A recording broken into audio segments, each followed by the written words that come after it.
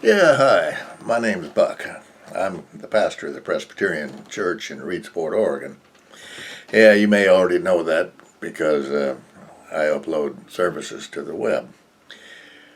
I've had kind of an unusual life, and I was talking to my daughter, and I thought maybe it's be a good thing to upload this, tell these stories, because I've got more miracle stories than any one person that I ever ran across. Everybody, but I'll tell you this right now, everybody has a miracle story or two in their life, whether they know it or whether they don't. The problem is, you see, we don't recognize when we have these things occur. But what I want to start out with is not a miracle. It's not a story. It's a dream, and it's a dream I had last year, June 12th, 1919. 2019. Okay, in that dream, dreams are just kind of unusual. Uh, there's no explaining them. Some dreams stay with you. Some dreams you can't remember 2 minutes later. Well, this is one of those. I woke up knowing the dream was important, not knowing what it meant, but knowing I needed to remember it. And it happened when I was walking along. I was out in the country. Uh, I don't know whether it was in the United States or some foreign country. But anyway, I was out there walking along, and in this semi-wilderness area, out in the middle of the country, no towns around, nothing around, I came across what appeared to be an old cathedral. Probably must have been Catholic, centuries old, you could tell that. The architecture was magnificent. It was ornate, beautiful, while at the same time, though it was magnificent, it was also very grungy and filthy and dirty. Naturally, I wanted it as my own. And as it happens in dreams, dreams are strange. There's no accounting for them. 1 minute you're here, next minute you're there. Well, as it came to be, I ended up in possession of this magnificent cathedral. And I started in cleaning it up. I scrubbed and I sanded and I polished. Now, this thing was huge. I discovered so many nooks and crannies inside, and that one of the more distinguishing features was these Celtic crosses that had been carved, I'm going to say, out of the wall. And when I say that, I mean they were out from the wall, but they were of the same wood as the wall. It was as though the wall had been carved out, leaving those crosses. And there was quite a few of them. They were all over the church.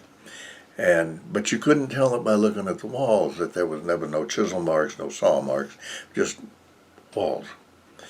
There was balconies, overhangs, there was pews. Anyway, I scrubbed and I sanded and I worked, and how long it took, I don't know, but one day I realized it's beautiful. Now, this is a church that had been run down because of neglect and misuse, centuries of neglect and misuse by people who may have cared about the church, but they cared also, and probably more, about who they were and their position in the church. Was I a bishop or a cardinal or, whatever. And so through years of misuse and neglect, it had been run down. One day, I realized it's finished. The church began to shine and glow, and it was beautiful. And I thought, I've done it. It's ready. And one day I was there, and as happens when you're in a dream and only in a dream, I realized as I'm watching that I'm looking like I'm apart, I'm up in the air maybe, and I see people coming in from all different directions.